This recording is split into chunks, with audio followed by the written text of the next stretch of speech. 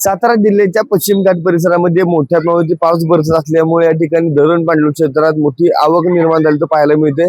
मी सध्या आहे वाई तालुक्यातील या ठिकाणी वाई शहरात असणाऱ्या महागणपती परिसरामध्ये आपण पाहतो। या ठिकाणी धोम-बलकवडी धरणामध्ये मोठ्या प्रमाणात पाण्याची आवक झाल्यामुळे या ठिकाणी 4966 क्युसेक पाण्याचा विसर्ग सध्या कोयना नदीपात्रामध्ये या ठिकाणी करण्यात आला आहे।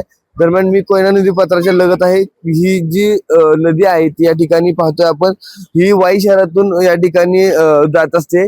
या ठिकाणी पाहतोय की मोठ्या प्रमाणात रुद्र रूप या कृष्णामाईनं घेतलेलं आपल्याला पाहायला मिळते। आपण पाहिलं गेलं तर या ठिकाणी वाईतील प्रसिद्ध असणारा वाई शहरातील महागणपती परिसर जो आहे तो या ठिकाणी संपूर्ण पाण्याखाली गेल्याचं पाहायला मिळतंय।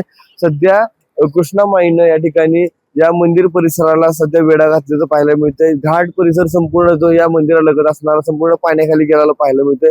दरम्यान वाई शहरातील या ठिकाणी पूल देखील पाण्याखाली जाण्याची शक्यता वर्तवली जाते। या ठिकाणी बघ्यांची मोठी गर्दी या ठिकाणी पाहायला मिळते।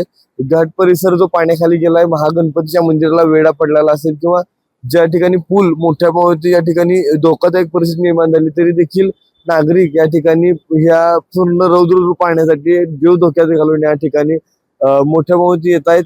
सध्या या रस्त्यांवरून या ठिकाणी बॅरिकेड्स देखील लावण्यात आले, त्याच्यामुळे या ठिकाणी पोलिसांनी सतर्कता घेतली। मात्र कोणत्याही प्रकारे या संपूर्ण प्रशासनाच्या आव्हानाला या ठिकाणी केराची टोपली दाखवत या ठिकाणी नागरिक अजून देखील या परिसरातून प्रवास करतात, या पुलांवरून प्रवास करतात। त्याच्यामुळे या ठिकाणी धोक्यांची घंटा निर्माण होण्याची शक्यता वर्तवली जाते।